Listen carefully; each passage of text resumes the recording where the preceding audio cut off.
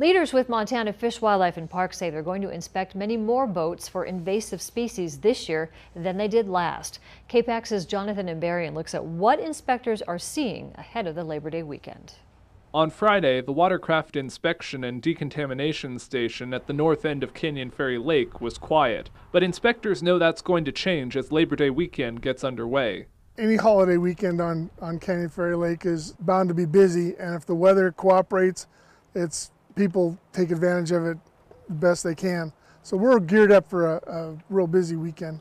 Lead Inspector Ken Cottrell said boaters are becoming more familiar with what the stations are there for. Last year was kind of an educational year, and this year we're finding that people are more appreciative and more willing to help us out. Last year, check stations around the state inspected just over 86,000 watercraft. They've already checked nearly that number this year, even before Labor Day. State leaders ramped up their response to aquatic invasive species after tests in 2016 suggested invasive mussel larvae might be found in Canyon Ferry and Tiber Reservoir. So far this year, Montana Fish, Wildlife and Parks says the inspection stations have stopped 13 boats carrying mussels. All were coming into Montana from another state, and none were around Canyon Ferry or Tiber. Inspectors will be hard at work all weekend, making sure it stays that way.